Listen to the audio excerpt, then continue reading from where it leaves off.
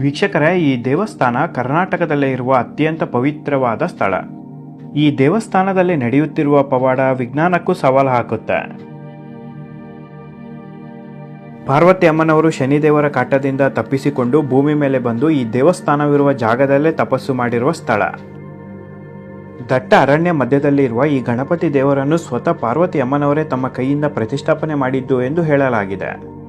ವೀಕ್ಷಕರೇ, ಈ ದೇವಸ್ಥಾನದ ವಿಳಾಸ ನಿಮ್ಮ ಸ್ಕ್ರೀನ್ ಮೇಲೆ ಇದೆ. ಚಿಕ್ಕಮಗಳೂರು ಜಿಲ್ಲೆಯ ಕೊಪ್ಪ ತಾಲೂಕಿನ ಕೆಸವಿ ಎಂಬ ಗ್ರಾಮದ ದಟ್ಟ ಅರಣ್ಯ ಮಧ್ಯದಲ್ಲಿ ನೆಲೆಸಿರುವ ಕಮಂಡಲ ಗಣಪತಿ ದೇವಸ್ಥಾನ. ಕೊಪ್ಪ ಬಸ್ ನಿಲ್ದಾಣದಿಂದ 4 ಕಿಲೋಮೀಟರ್ ದೂರದಲ್ಲಿ ಇರುವ ಈ ದೇವಸ್ಥಾನ. ಕೊಪ್ಪದಿಂದ ಮುರುಘವದೆಗೆ ತೆರಳುವ ರಸ್ತೆಯಲ್ಲಿ 4 ಕಿಲೋಮೀಟರ್ ಪ್ರಯಾಣಿಸಿದರೆ ರಸ್ತೆಯ ಬಲಭಾಗದಲ್ಲಿ ಕಮಂಡಲ ಗಣಪತಿಯ ಸ್ವಾಗತ ದಾರಿ ಕಂಡುಬರುತ್ತೆ.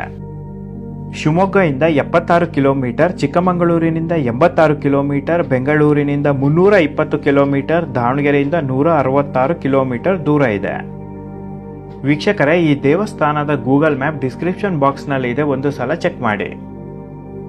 ದಟ್ಟ ಕಾಡಿನ ಮಧ್ಯದಲ್ಲಿರುವ ಈ ದೇವಸ್ಥಾನವನ್ನು ವೀಕ್ಷಿಸಲೆಂದೇ ಶನಿವಾರ ಭಾನುವಾರದಂದು ಬೆಂಗಳೂರಿನ ಜನರು ಈ ದೇವಸ್ಥಾನಕ್ಕೆ ಭೇಟಿ ಕೊಡ್ತಾರೆ.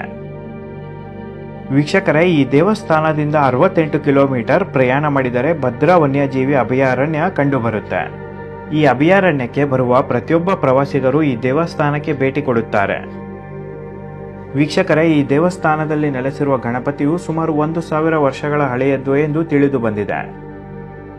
ಈ ಗಣಪತಿ ವಿಗ್ರಹವು ಯೋಗ ಮುದ್ರೆ ಆಕಾರದಲ್ಲಿ ಇದೆ. ವಿಶ್ವದ ಮೊದಲ ಯೋಗ ಮುದ್ರಾ ಗಣಪತಿ ಎಂದೇ ಪ್ರಸಿದ್ಧಿ ಪಡೆದುಕೊಂಡಿದೆ. ಗಣಪತಿ ಮುಂಭಾಗವಿರುವ ಒಂದು ಸಣ್ಣ ಒರಳು ಕಲ್ಲಿನಿಂದ ನೀರು ಚಿಮ್ಮುತ್ತಾ ಇರುತ್ತೆ. ಹೌದು ವೀಕ್ಷಕರೇ, ಈ ರೀತಿಯ ಒಂದು ಪವಾಡ ಮತ್ತೆಲ್ಲೂ ನೋಡಲು ಸಾಧ್ಯವಿಲ್ಲ. ಈ ಪವಾಡವನ್ನು ವೀಕ್ಷಿಸಲೆಂದೇ ಸಾವಿರಾರು ಸಂಖ್ಯೆಯಲ್ಲಿ ಭಕ್ತಾದಿಗಳು ಈ ದೇವಸ್ಥಾನಕ್ಕೆ ಬರುತ್ತಾರೆ. ಒರಳು ಕಲ್ಲಿನಿಂದ ಬರುತ್ತಿರುವ ಅತ್ಯಂತ ಶ್ರೇಷ್ಠ ಪವಿತ್ರವಾದ ನೀರು ಬ್ರಾಹ್ಮಿ ನದಿ ನೀರು. ವೀಕ್ಷಕರೇ, ಈ ಒರಳು ಕಲ್ಲಿನಿಂದ ಬರುವ ನೀರು ಹೇಗೆ ಬೇಕೋ ಹಾಗೆ ಬರೋದಿಲ್ಲ. ಈ ಒರಳು ಕಲ್ಲಿನಿಂದ ನೀರು ಯಾವಾಗ ಚಿಮ್ಮುತ್ತೆ ಅಂದರೆ ದೇವಸ್ಥಾನದ ಬಾಗಿಲು ತೆರೆಯುವ ಸಮಯದಲ್ಲಿ, ಪೂಜೆ ಮಾಡುವ ಸಮಯದಲ್ಲಿ, ಭಕ್ತರು ಬೇಡಿಕೊಂಡಿದ್ದು ಬೇಡಿಕೆ ಈಡೇರುತ್ತೋ ಇಲ್ಲವೋ ಎಂದು ತಿಳಿಸಲು ನೀರು ಒರಳು ಕಲ್ಲಿನಿಂದ ಚಿಮ್ಮಲು ಆರಂಭವಾಗುತ್ತೆ. ದೇವಸ್ಥಾನ ಮುಚ್ಚಿದಾಗ ಒರಳು ಕಲ್ಲಿನಿಂದ ನೀರು ಚಿಮ್ಮಿದರೆ ಪ್ರಪಂಚದಲ್ಲಿ ಏನೋ ಬದಲಾವಣೆ ಆಗುತ್ತೆ ಎಂಬುದು ಅರ್ಥ. ವೀಕ್ಷಕರೇ, ಇಲ್ಲಿ ನಡೆಯುತ್ತಿರುವ ಪವಾಡಕ್ಕೆ ವಿಜ್ಞಾನದಲ್ಲಿ ಯಾವುದೇ ಉತ್ತರವಿಲ್ಲ. ಈ ನೀರಿನ ಜಾಗಕ್ಕೆ ನಾಣ್ಯವನ್ನು ಎಸೆದರೆ ಅಂದುಕೊಂಡಿದ್ದು ಖಂಡಿತ ಆಗುತ್ತೆ ಎಂದು ಭಕ್ತರ ನಂಬಿಕೆ. ಮನಸ್ಸಿನಲ್ಲಿ ಬೇಡಿಕೊಂಡು ನೀರಿನ ಬುಕ್ಕೆಗೆ ನಾಣ್ಯವನ್ನು ಎಸೆದಾಗ ನೀರು ಮತ್ತೆ ಚುಮ್ಮಲು ಆರಂಭವಾಗುತ್ತೆ. ದೇವಸ್ಥಾನದ ಮುಂಭಾಗ ಒಂದು ಸಣ್ಣ ಕೊಳವಿದ್ದು ಗಣಪತಿ ದೇವರ ಪಾದದ ಬಳಿ ಚಿಮ್ಮುವ ನೀರು ಹರಿದು ಬಂದು ಈ ಕೊಳದಲ್ಲಿ ಬೀಳುತ್ತೆ. ಈ ಕೊಳದಲ್ಲಿ ಸ್ನಾನ ಮಾಡಿ ಗಣಪತಿ ದೇವರ ದರ್ಶನ ಮಾಡಿದರೆ 100ಕ್ಕೆ 100 ಶನಿ ದೋಷ ನಿವಾರಣೆ ಆಗುತ್ತೆ. ಅಷ್ಟೇ ಅಲ್ಲದೆ ಈ ನೀರಿನಲ್ಲಿ ಸ್ನಾನ ಮಾಡೋದ್ರಿಂದ ಚರ್ಮ ರೋಗ ಸಮಸ್ಯೆ ಗುಣಮುಖ ಆಗುತ್ತೆ ಎಂದು ಕಮಂಡಲ ಗಣಪತಿ ಪುರಾವೆಯಲ್ಲಿ ಉಲ್ಲೇಖಿಸಲಾಗಿದೆ. ಸುಮಾರು 1000 ವರ್ಷಗಳಿಂದ ಈ ಪವಾಡ ಇಲ್ಲಿ ನಡೆಯುತ್ತಲೇ ಬರುತ್ತಾ ಇದೆ. ರಾಜರ ಕಾಲದಲ್ಲಿ ಈ ಒರಳು ಕಲ್ಲಿನಿಂದ ಬರುತ್ತಿರುವ ನೀರು ಭವಿಷ್ಯವಾಣಿಯಾಗಿ ಕೆಲಸ ಮಾಡುತ್ತಿತ್ತು ಎಂದು ಪುರಾವೆಯಲ್ಲಿ ಹೇಳಲಾಗಿದೆ. ಈ ಒರಳು ಕಲ್ಲಿನಿಂದ ಬರುತ್ತಿರುವ ನೀರಿನ ಪರೀಕ್ಷೆ ನಡೆಸಿದ್ದು ಸಾಕಷ್ಟು ಔಷಧಿ ಗುಣಗಳು ಕಂಡುಬರುತ್ತೆ. ಅಷ್ಟೇ ಅಲ್ಲದೆ ಅತ್ಯಂತ ಶುದ್ಧ ನೀರು ಎಂದು ವಿಜ್ಞಾನಿಗಳು ಹೇಳಿದ್ದಾರೆ. ಈ ದೇವಸ್ಥಾನದಲ್ಲಿ ಬರುತ್ತಿರುವ ನೀರು ಕುಡಿದರೆ ಸಾಧಾರಣ ನೀರಿನ ರುಚಿ ಇರೋದಿಲ್ಲ.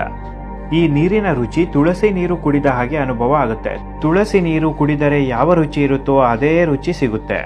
ಈ ದೇವಸ್ಥಾನ ನೆಲೆಸಿರುವ ಕಾಡಿನಲ್ಲಿ ಅತಿ ಹೆಚ್ಚು ತುಳಸಿ ಗಿಡ ಇರುವುದರಿಂದ ತುಳಸಿ ಗಿಡ ಮೂಲಿಕೆ ಮುಖಾಂತರ ಹರಿದು ಬರುವ ಕಾರಣ ನೀರು ತುಳಸಿ ರುಚಿ ಹೊಂದಿದೆ. ಮಕ್ಕಳು ಏನಾದರೂ ಈ ನೀರನ್ನು 21 ದಿನ ಕುಡಿದರೆ ಮಕ್ಕಳಿಗೆ ನೆನಪಿನ ಶಕ್ತಿ ಹೆಚ್ಚಾಗುತ್ತೆ ಮತ್ತು ಓದಿನ ಕಡೆ ಗಮನ ಹೆಚ್ಚಾಗುತ್ತೆ ಎಂದು ಹೇಳಲಾಗಿದೆ. ಈ ನೀರಿನ ಪರೀಕ್ಷೆಯಲ್ಲಿ ಗೊತ್ತಾಗಿದ್ದು ಈ ನೀರನ್ನು 21 ದಿನ ಕುಡಿದರೆ ಸಾಕು ಮೆದುಳು ಚುರುಕಾಗುತ್ತೆ ಅಂತ. ವೀಕ್ಷಕರೇ, ಮಳೆಗಾಲದಲ್ಲಿ ಈ ದೇವಸ್ಥಾನಕ್ಕೆ ಭೇಟಿ ಕೊಡೋದು ತುಂಬಾ ಕಷ್ಟ. ಬೇಸಿಗೆ ಮತ್ತು ಚಳಿಗಾಲದಲ್ಲಿ ಭಕ್ತಾದಿಗಳು ಈ ದೇವಸ್ಥಾನಕ್ಕೆ ಅತಿ ಹೆಚ್ಚು ಭೇಟಿ ಕೊಡ್ತಾರೆ. ವೀಕ್ಷಕರೇ, ಕಮಂಡಲ ಗಣಪತಿ ದೇವಸ್ಥಾನಕ್ಕೆ ನೀವೇನಾದರೂ ಭೇಟಿ ಕೊಟ್ಟಿದ್ದಲ್ಲಿ ನಿಮಗೆ ಆದ ಅನುಭವದ ಬಗ್ಗೆ ಕಮೆಂಟ್ ಮೂಲಕ ತಿಳಿಸಿ. ಈ ವಿಡಿಯೋ ಇಷ್ಟ ಆಗಿದ್ರೆ ದಯವಿಟ್ಟು ಒಂದು ಲೈಕ್ ಕೊಡಿ, ಶೇರ್ ಮಾಡಿ, ಸಬ್ಸ್ಕ್ರೈಬ್ ಮಾಡಿ, ಪಕ್ಕದಲ್ಲೇ ಇರುವ ಬೆಲ್ ಐಕಾನ್ ಪ್ರೆಸ್ ಮಾಡೋದನ್ನ ಮರೆಯಬೇಡಿ. ಇದೇ ರೀತಿ ಇಂಟ್ರೆಸ್ಟಿಂಗ್ ವಿಚಾರದೊಂದಿಗೆ ಖಂಡಿತ ಮುಂದಿನ ವಿಡಿಯೋದಲ್ಲಿ ಸಿಗುತ್ತೇನೆ. ಅಲ್ಲಿವರೆಗೂ ಎಲ್ಲರಿಗೂ ಶುಭ ದಿನ.